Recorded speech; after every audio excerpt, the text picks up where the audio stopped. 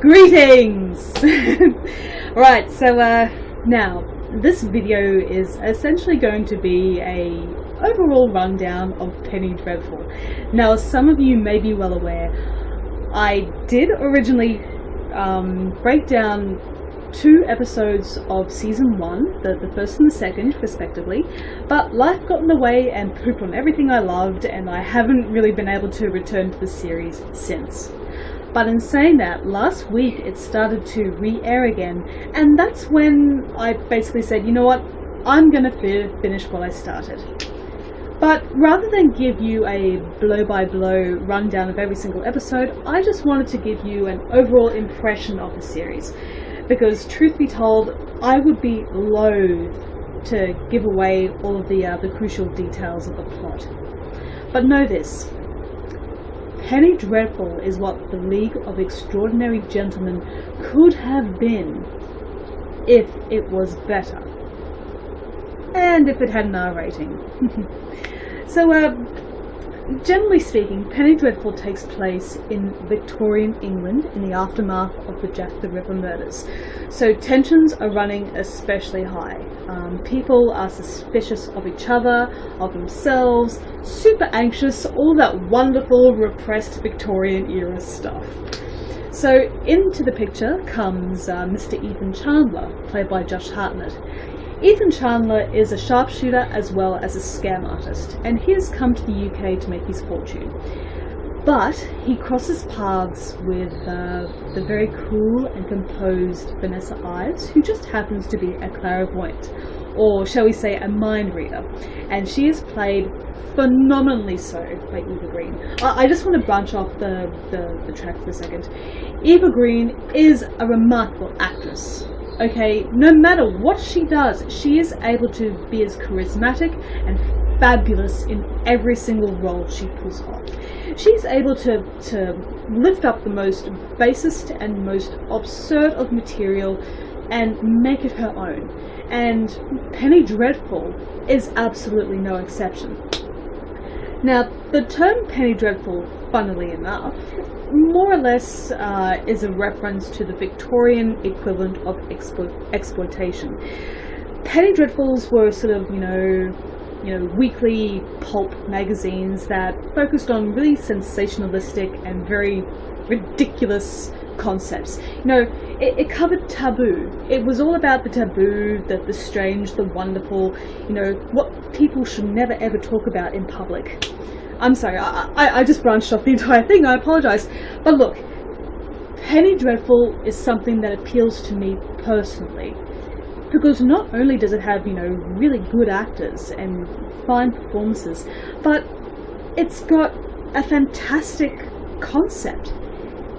Penny Dreadful, at its core, is a reboot / retelling or reimagining of classic Victorian monsters. And by that, I mean Dracula, Frankenstein's monster, the Wolfman, the Mummy, all sorts of, you know, scary, wild, you know, incredible characters being reinvigorated and given new life for this television series. And that is what initially attracted me. Because Marcy actually pointed this show out to me, and strangely, I never knew a thing about it until she told me.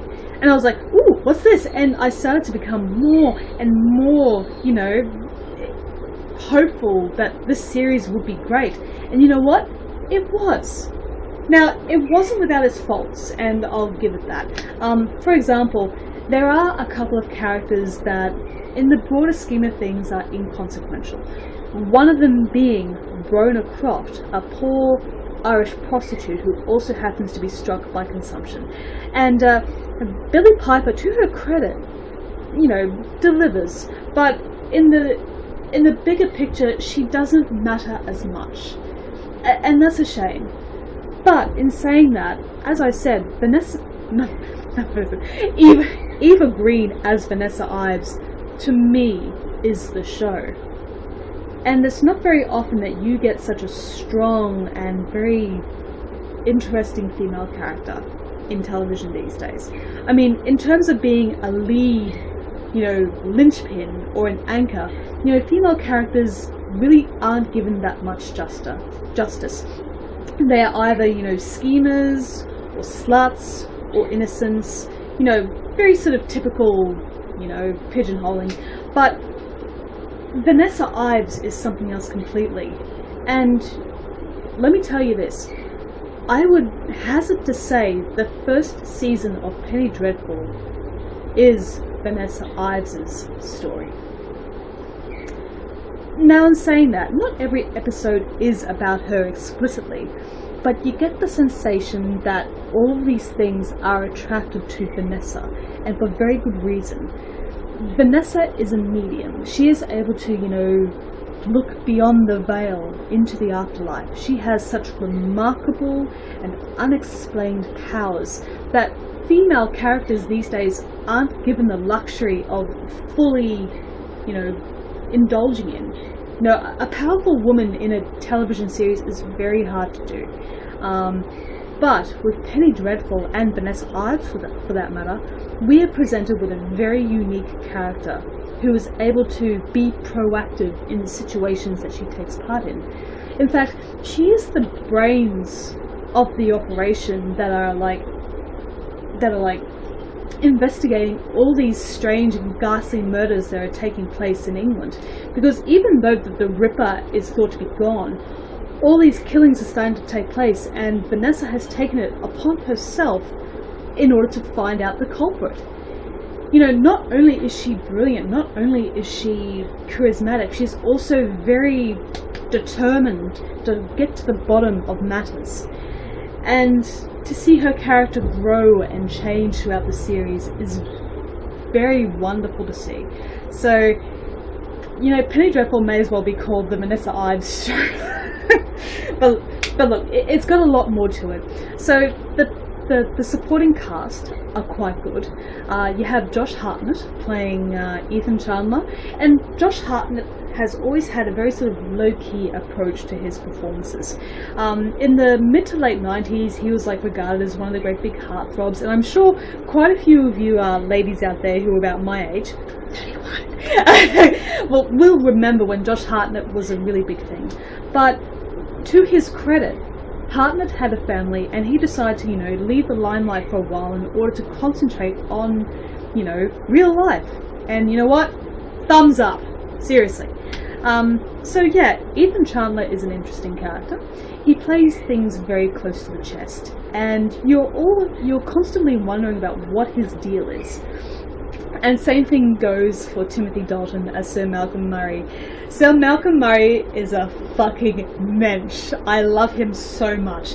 And what's really funny is that you have Timothy Dalton and you have Eva Green, two actors who played central roles in the James Bond movie.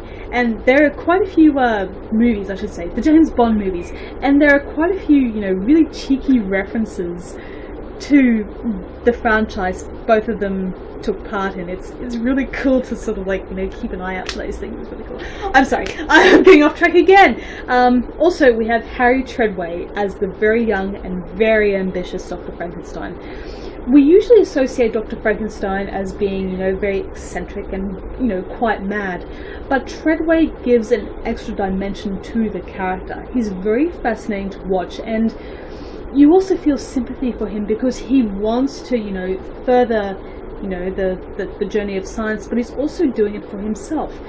He's a very sort of selfless and selfish character, and that's what makes him human. Nothing of what humanity does is completely altruistic. In the event of Dr. Frankenstein, he is looking to not only, further the human understanding of the human body, but also, achieve his own ends. He wants something out of this. He wants to be more than what he is. Because when we first meet him, he's very sort of poor, and he's not quite in poverty. He's sort of living above the poverty line, but only just so. And a lot of his work is being scoffed at, so he wants to prove these fuddy-duddies wrong and get his own sort of validation from it. So yeah, there's a lot going on in Penny Dreadful, but in the grander respect I'm sorry, I can't talk. In the grander respect of things, this is a show that isn't afraid to push the boundaries. Now, truth be told, it is not on the same level as, say, Game of Thrones in terms of what it can and what it can't show you. But there's a lot of shocking stuff in this series, and I don't want to give any of it away, but it is very, very gory, and the gore is very well done. A lot of care and time has been put into the making of this show, and it's not just for the visual sensations, the Penny Dreadful, look of the show, but you get a sense that there's a notion of class behind it. It's not just being sensationalistic for no apparent reason, and that is what separates Penny Dreadful from so many other sort of exploitive content. It's got a story to it. It's got quite a few stories in it, and it's got a lot of charismatic acting and a lot of fantastic art direction. It's just a really good show, and it's something that I fell in love with. So in saying that, here are my chief issues with season 1 of Penny Dreadful, and that centers around the character of Dorian Gray. Now, truth be told, Dorian Gray is a very difficult character to act out, for an actor to tackle, but you know what, I think they could have done better in terms of the talent department, because the actor who plays Dorian Gray just is not Dorian Gray. Dorian Gray has the face and bearing of a very beautiful man.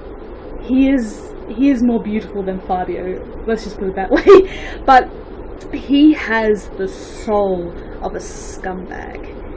And to look at Dorian Gray in Penny Dreadful, you just see the scumbag. There's no sense of veiled menace or sort of underlying malignant intention.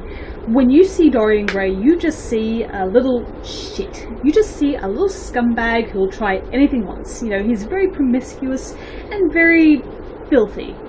Let's just put it that way. His interactions with Brona Croft, played by Billie Piper, it's not very pleasant. Let's just put it that way. And that would have been fine as long as we had seen the duality of Dorian. If we had seen him be the sort of, upstanding and very, beautiful and very prideful young man, I feel the character would have been better. But to show him in a very sort of, one-dimensional, single-note fashion, it's not Dorian Gray. If you can't do Dorian Gray right, don't try to put him into the storyline. Not if you know that this actor can't do it. You know what? I must admit, this entire review has been incredibly scatterbrained, and for that I apologise. But here's the bottom line. Penny Dreadful is one of the better series that you will see this year that deals with horror. Hannibal is a very sort of psychologically based horror television series and very sort of methodical, and Game of Thrones, for all of its fantasy elements, is very sort of, it's very liberal. It is very liberal because it's on HBO, but Penny Dreadful sort of straddles the line about it shows you enough, but it doesn't go overboard. It's the more I think about it, it's more in the line of The Walking Dead in terms of, the content and the stuff that you see. But, Penny Dreadful to me is, a series that I looked forward to, and I was, for the most part, not disappointed by. And I am so thankful it was picked up for a second series. You know what? 8 episodes in the first season simply wasn't enough to show. I want to see 10 episodes, and finally season 2 is gonna have 10 episodes. Sorry, I got a little bit excited. But yes, I definitely recommend Penny Dreadful. And you know what? Eva Green, once again, kills it in every single scene she's in.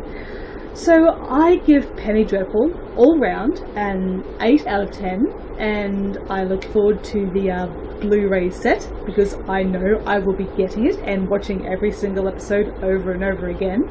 And for those of you who have not seen it yet, I hope you do. And that's it. That's all. So I'm sorry for talking your ear off for about 15 minutes, but please check out Penny Dreadful and support and represent. See you later.